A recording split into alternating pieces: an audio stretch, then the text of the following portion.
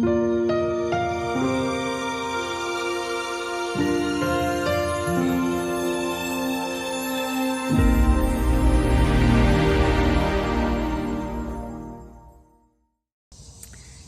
this is Darlene with Friends of Fairview. We're a nonprofit organization dedicated to preserving Fairview Cemetery right here in New Albany, Indiana, as well as the legacies and the stories of the people that are buried here. And the story I want to tell you today is actually the story of the first piano, what is likely the first piano to Floyd County, Indiana. And all of the people involved are buried here in Fairview Cemetery. So what piano am I talking about? I'm talking about this one, the one that is in the informal parlor at the Culbertson Mansion State Historic Site. You can see this beautiful mansion right now that I'm showing you. It was built by William Stewart Culbertson with his second wife Cornelia, and they built this house starting in 1867, and it was finished in 1869. It took a little over 2 years to build it. It is 4 stories, over 20,000 square feet. More than 25 rooms. So it is a huge old house, right? The piano, though, is in the informal parlor of this beautiful mansion. So if you ever come to New Albany and tour the Culbertson Mansion State Historic Site, you will see this piano. So the piano I'm talking about is this one. You can see the beautiful pictures I'm showing you now. It was made out of rosewood with beautiful gold leaf all over it, beautiful ornate decorations. It came from New York City. It was manufactured there by a little firm or a piano shop. Geib and Walker is the name of the shop. Geib, having come from Germany, he had a piano shop over there, and that's what he did. When he moved to New York, he just set up a new shop and kept doing what he did. So this piano that is at the Culbertson Mansion, this one was built in or manufactured in 1930 and was shipped from New York City to New Albany around that time. So early 1930s, 1930, 32, 33, somewhere by then, it was shipped here from New York. It has 6 octaves, which the conventional piano has 7. This one has 6, but you have to think, this is like the early 1800s this thing was created. It was manufactured. Wow, right? Super heavy piano, so it couldn't have been easy to get here. Which you have to think, in order to ship it from New York to New Albany in 1830, think about this, there were no railroads and there were no roads, good roads. The roads that they did have that were in operation to get anything anywhere were just basically tracks. Right? Wagon tracks and trails and pathways. That's all the roads there were. And so it was not easy to get that piano from New York to New Albany. But it happened because it's here and it's at the Culbertson Mansion, like I said. So how did it get there, right? How did it get there? Well, it was bought by a man named Elias Ayers. Elias Ayers and his wife, Mary Ann, they purchased this piano for their daughter, Mary. And so it was a gift to her. She was the recipient of the first piano to Floyd County, Indiana. And so they are the ones that ordered it from New York and had it shipped to New Albany. So in order to tell this story, though, to how did it get from the Ayers family to the Culbertson Mansion State Historic Site, we have to involve 3 different families in this story. So we've got the Ayers family, we've got the Hedden family, and then we have the Culbertson family. They're all involved in the telling of this tale. So first we're going to start with the Ayers family. So let's go. So our story begins here with the Ayers family. So I am in front of the Elias Ayers monument. Elias and his wife Mary Ann Silliman was her maiden name. Mary Ann Silliman, she's from Connecticut. And they met in Louisville, got married there, and then moved over here to New Albany about 1819, right around there, 1819-ish. And then he was a prominent a prominent merchant here, dry goods merchant here in New Albany, among other things. I mean, he was very wealthy, one of the most wealthiest men here in New Albany. He came here also right near the beginning of New Albany's founding. And so he was one of the main people to help get this city of New Albany up and going and building all the first, banks. And I don't know that he was in banks, but he did the first type things. He was one of the first main powerful men helping build New Albany. But he had a very prosperous dry good merchant business down on Main Street. The corner of Pearl and Main was where his shop was located. Now, before we get any further into the story, let's just see who is here at the Ayers Memorial, and then we will talk about the story. So let's go see who's here. Okay, so right here I am with Elias and his wife Mary Ann. So here's Elias, right there. And then right next to him is his wife Mary Ann. There she is. Now Mary Ann, she ended up outliving Elias and went on to marry actually 3 more times. She outlived 4 husbands, yes. So she is buried here on the other side of Mary Ann. So we have Elias, her first husband, on this side, Mary Ann in the middle.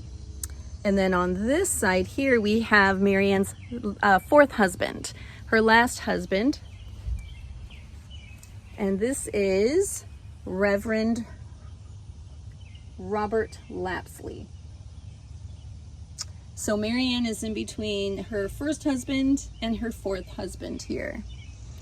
Then on the other side, if we look over here, we have her parents, Major William Silliman and Phoebe.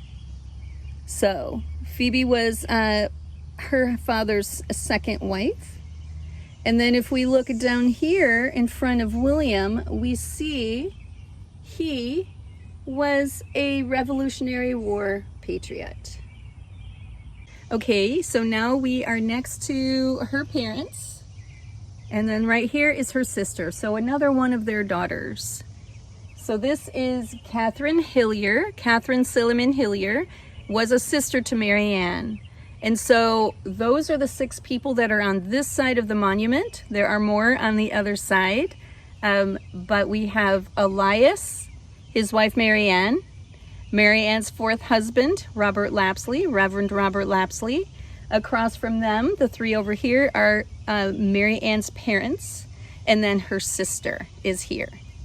Which leads me to believe that this whole monument that you see here and all the graves and the people that were here, I think Mary Ann created this whole setup here. I think she purchased this plot. They may have already had the plot, but she created this beautiful memorial to her family because her first husband Elias died in 1842.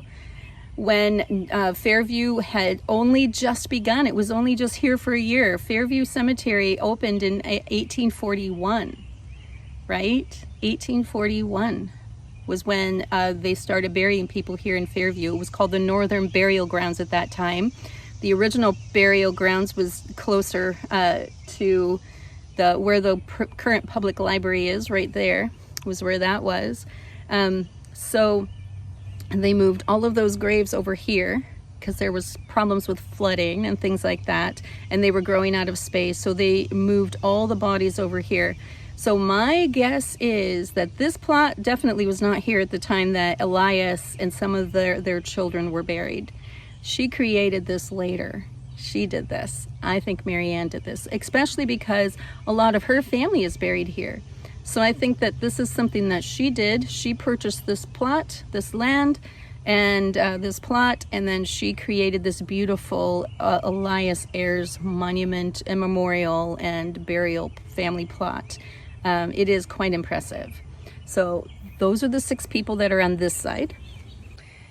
So before I actually get over to the other side and show you who's over there, I just want to show you like a side view so you can kind of get a better idea of how this is set up. this whole family plot. So this is where we just were.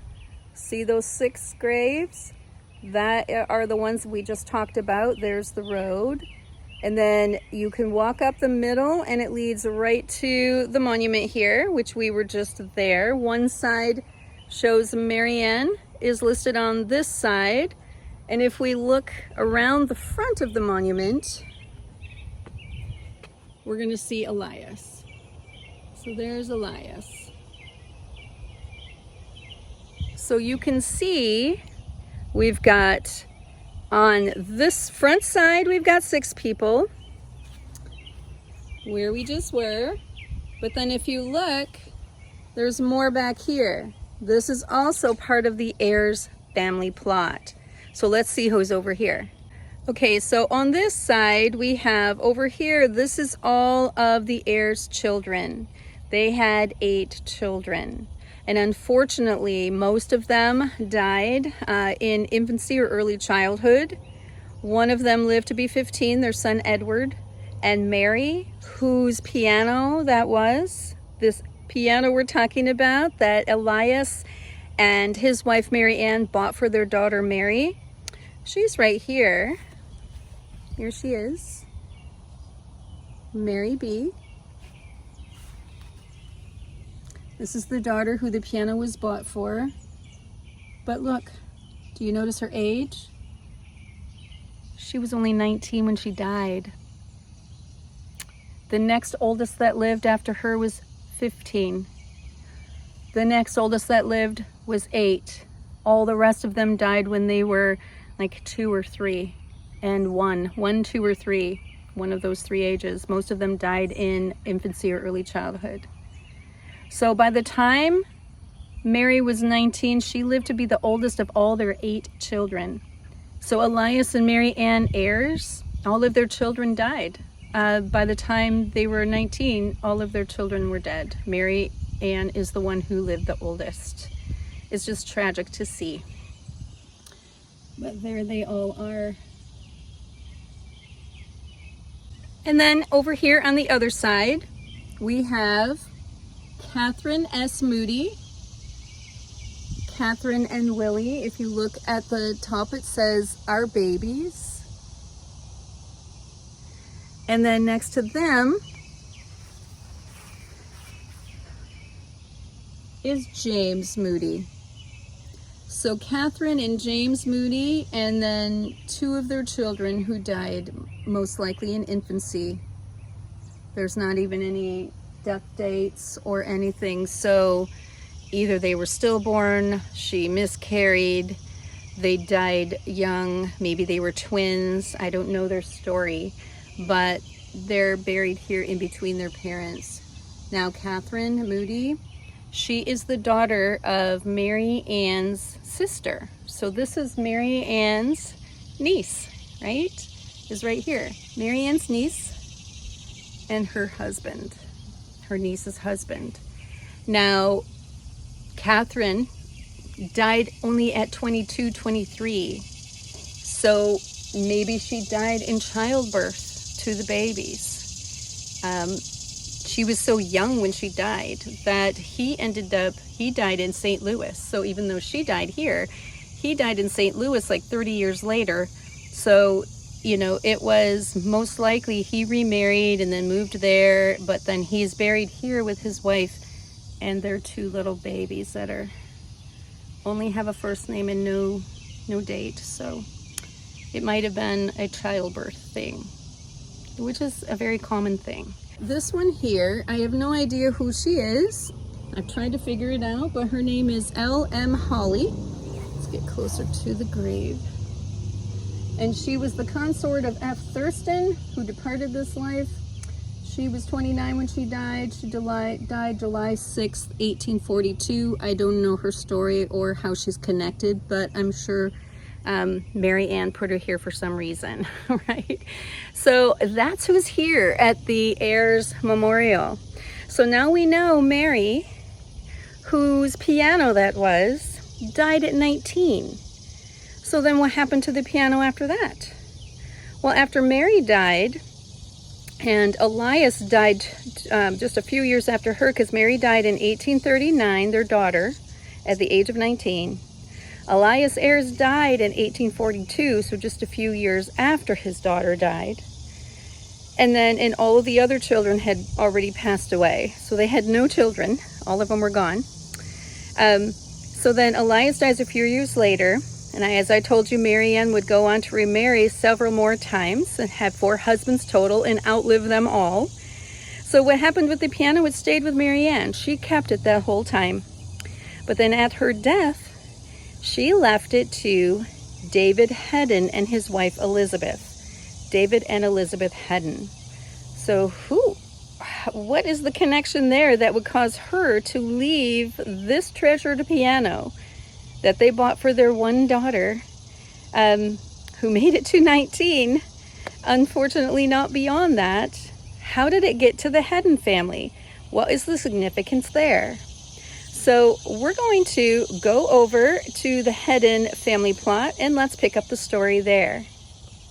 Alrighty, here I am now in front of the Hedden monument, and let's see who we have here, and then we'll continue the story.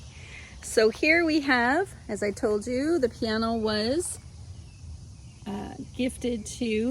left to David Hedden by Elias Ayers' wife Mary Ann, who was Mary Ann Lapsley when she died. And then next to David, we have his wife Elizabeth.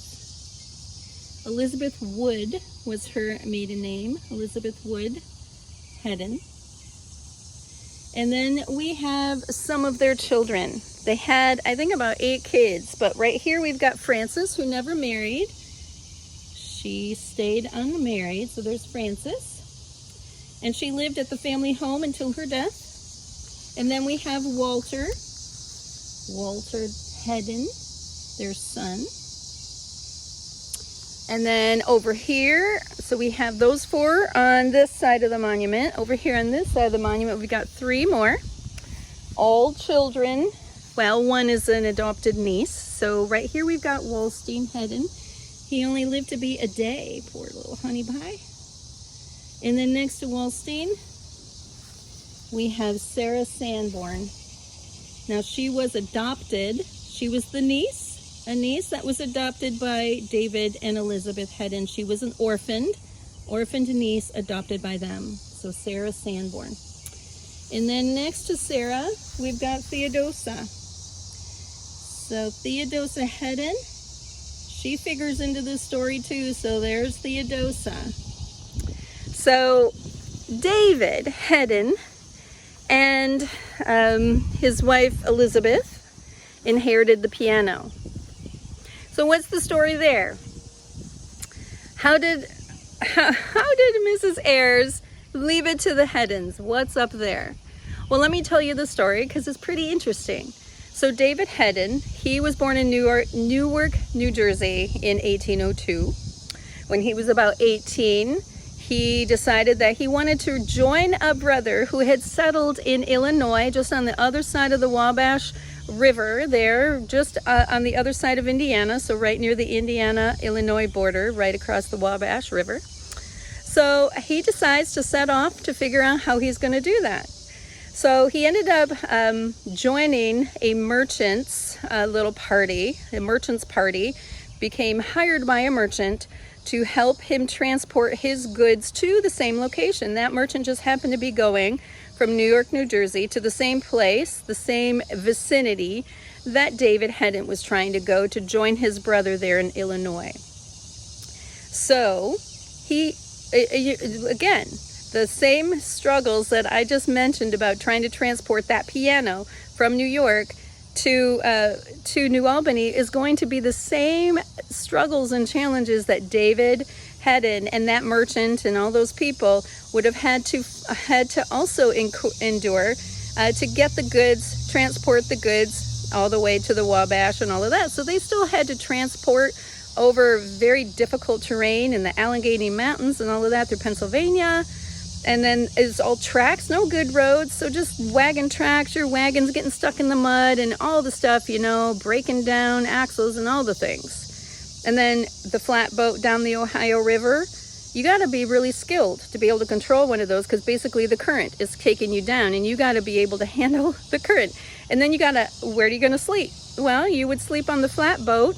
You would tie it up somewhere and hope the Indians didn't get you, or animals didn't get you, or whatever it was didn't get you. So it was not an easy journey, right? So by the time David Hedden gets to New Albany, they get to New Albany, they deliver the stuff that they were delivering there, and then they're going to continue on the way. But by that time, David Hedden was so sick that the merchant just left him behind and kept on going. He made sure he was taken care of. And, there was a woman that took him in and was taking care of him. And the merchant just went on and left David there. And David was going to eventually just come on again. But David ended up staying. He never left. He stayed the rest of his life in New Albany, Indiana. And he's buried right here. I'm standing right here at his gravesite in Fairview Cemetery. So who took him in?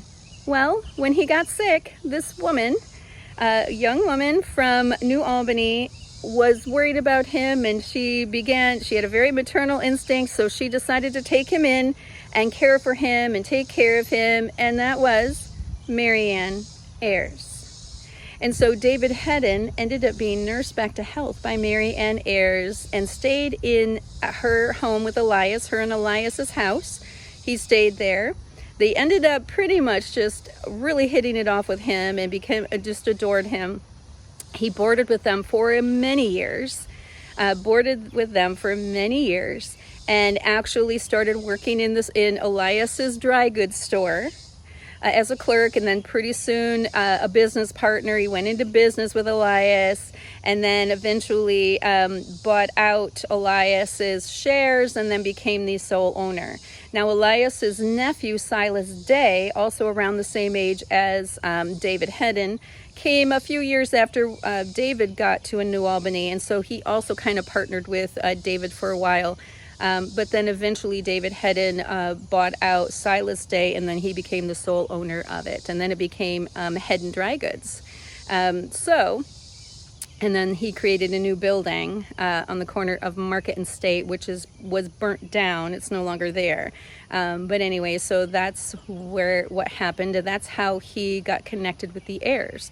So a lot of things that they just were so close, like family, and he had lived for so many years with them, boarded in their house with them. And then when he got married, he married Elizabeth Wood. As I told you, Elizabeth Wood was a school teacher from New York. And then she came with her family to New Albany, and she and David got married, and they got married in 1840 in the house of the Ayers. So the Ayers allowed them, they hosted their wedding in their house in 1840. And so pretty cool, right? Now, so that's the connection there between the Heddens and the Ayers. So when Mary Ann ended up with the piano, after all her husbands died and on her deathbed, in her will she wrote that she wanted that piano, and she had chosen for it to go to David and Elizabeth Wood Hedden, the Heddens, David and Elizabeth Hedden, upon her death, and she put it in her will, and she even wrote a note on the piano like years before, making sure everyone knew that piano was for the Heddens. So then what happened to the piano after the Heddens took it over? Well, good question, because we've got a few generations of Heddens that this piano would go through before it would get to the Culbertson Mansion. And there is a connection, that there is a reason why it ended up at the Culbertson Mansion and not somewhere else, and we'll get there. So after David passed away, then and Elizabeth passed away, both of the parents passed away.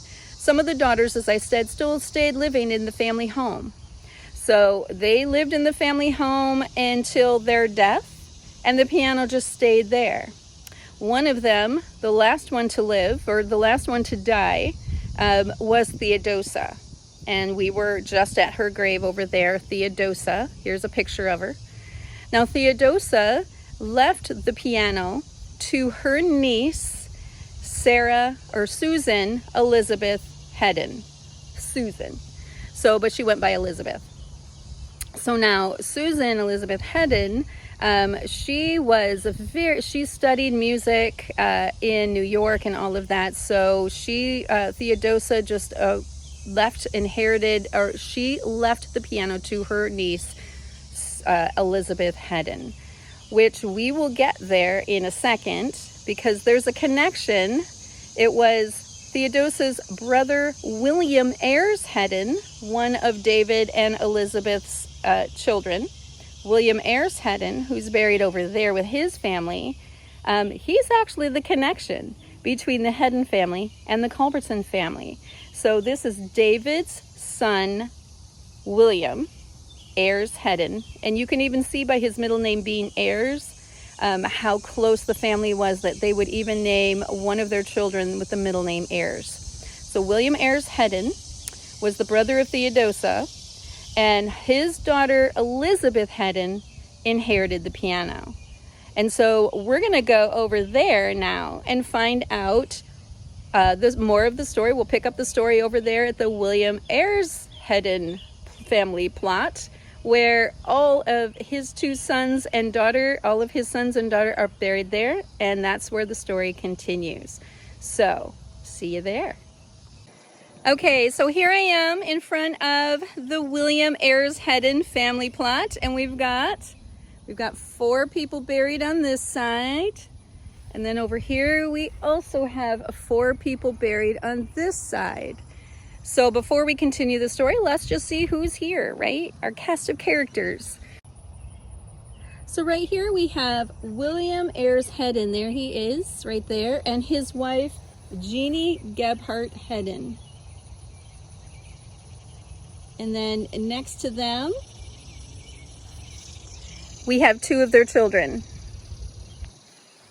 We have Susan Elizabeth, so there's Elizabeth Hedden, who inherited the piano from her aunt Theodosia, William's sister.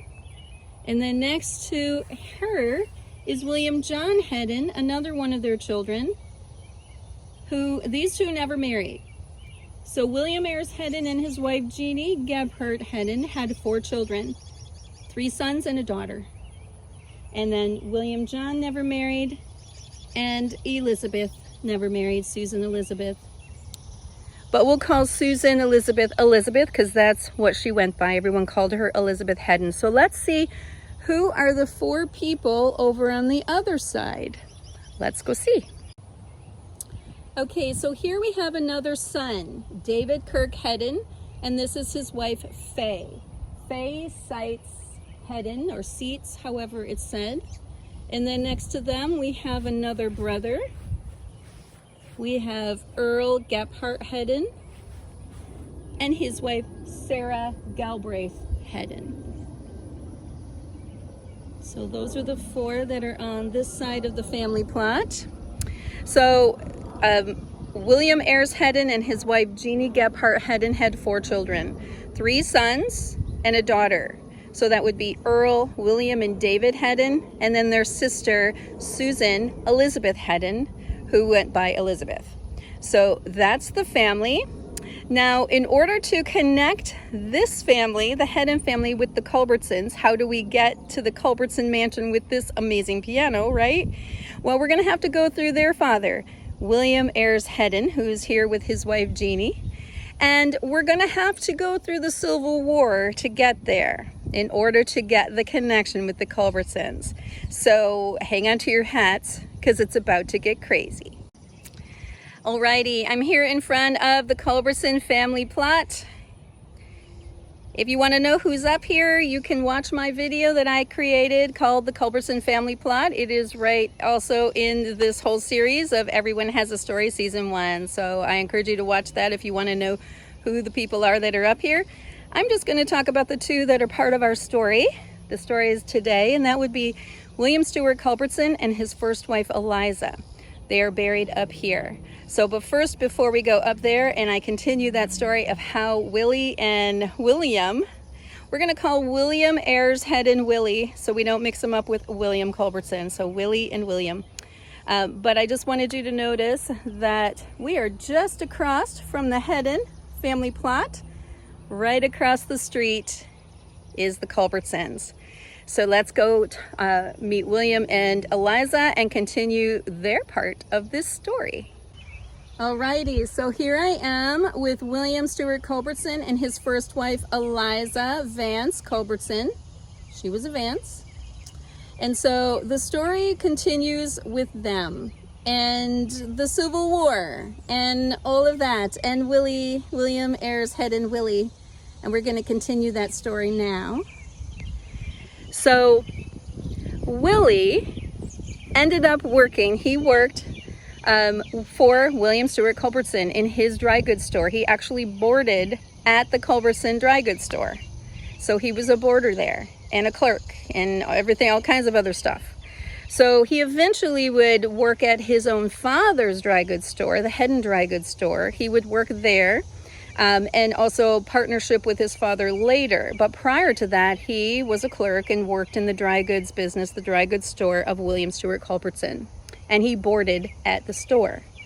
So he was about 18 around this time. This is during Civil War time. Civil War is happening at this all time. So let's put our minds back there. And William trusted Willie so much, actually, just one side note, so you can see how much Willie was trusted by William Culbertson, is he would allow Willie to take his prized horses, his beautiful, expensive team of horses, and his beautiful carriage, and exercise the horses for him on a regular basis. So he would go all around the city in this beautiful carriage and horses, exercising those horses for Mr. Culbertson. Pretty cool, right? He's about 18 at this time, but he was a skilled horseman. And William recognized that, and he allowed Willie to help him exercise and take care of his own horses. So that will help you understand why, when in 1863, July of 1863, when Morgan's raiders came through Indiana, they came through Corydon, and there was a battle there, and then they headed into Salem, and there was a skirmish there, and when William and his wife Eliza Vance Culbertson, got word that one of her brothers had been shot in Salem by one of Morgan's raiders, William called Willie. Willie's, remember, only about 18 or so. Called Willie and said, Willie, I need you to saddle up the horses or hook up the horses to the carriage and take Mrs. Culbertson to Salem to go take care of her brother.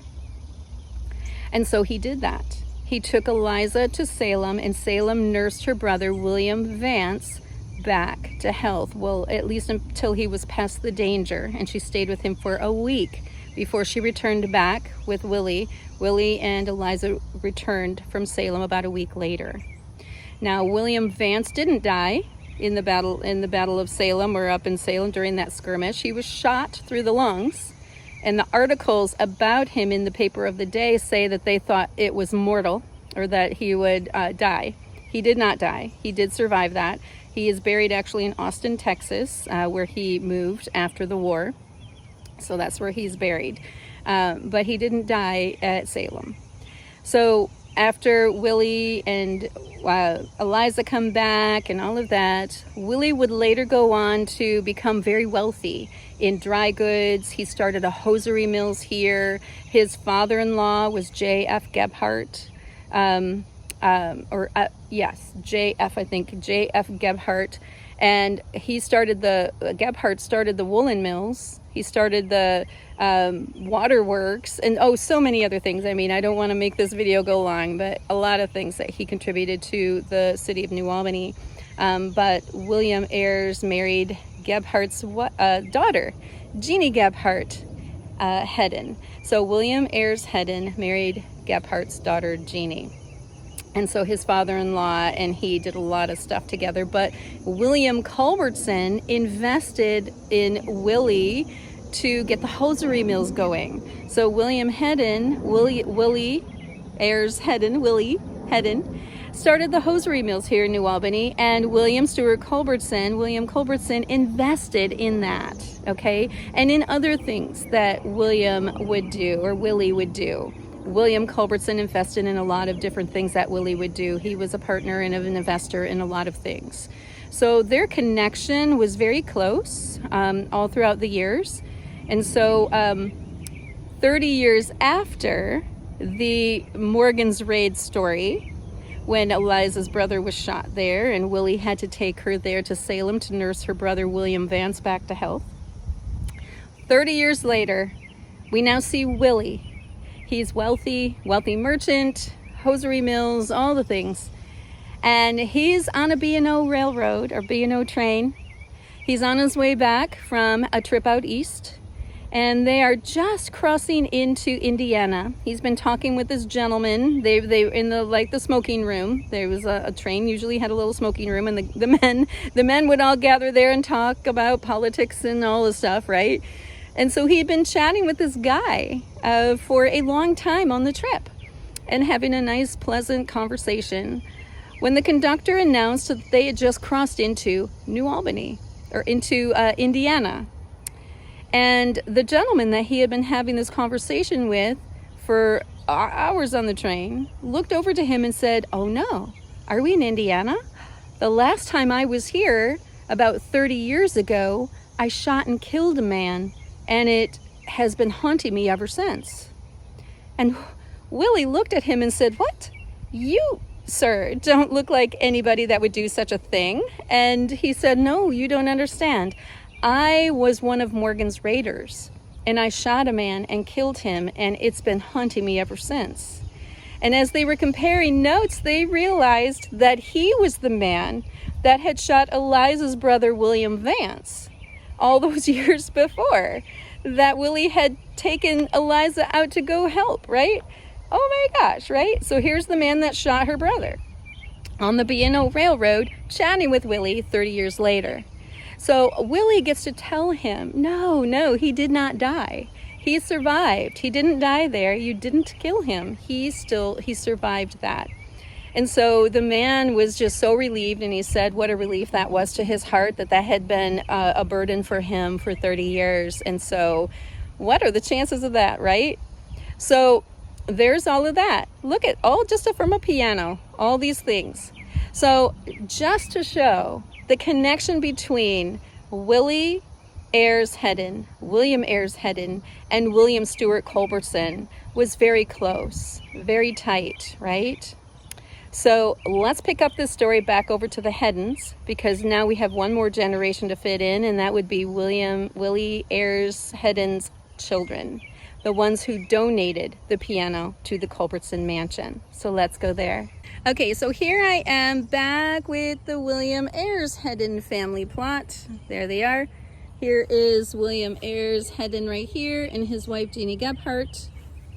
Again, Susan Elizabeth, who inherited the piano from her Aunt Theodosia. William John Hedden, who they never married. And then over on the other side, we've got David Kirk and his wife Faye. And then Earl Gebhardt Hedden and his wife Sarah. Now, the Gebhardts were a very musical family, super musical. I mean, uber musical family. Jeannie Gebhardt, her father was the choir director of the First Presbyterian Church, and she took that over after he passed away. She was the organist for the Presbyterian Church. She also started, this is Jenny Gebhardt Hedden, she started the Treble Clef Club. She also started a music club called the Jenny Gebhardt Hedden, like a music study group. And then her daughter, Elizabeth, would take over those groups after she passed away and keep them going for a while longer. Very musical family. Susan, actually, Sarah Elizabeth, she studied in New York. She was an accomplished pianist, accomplished soloist. Her brother, or William and Jenny's son, let's say William over here, right next to Elizabeth, he played the violin, and he also was the president for a while of the New Albany Civic Orchestra. So pretty cool. Then over here, back here, we have Earl Hedden, who played the cello. Earl right here, who played the cello right there.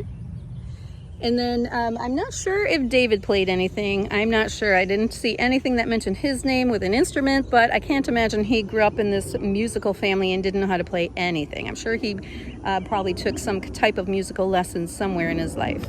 But a lot of times the Hedden siblings would play together. So you would have Elizabeth on the piano, you would have Earl on the cello, and you would have William on the violin.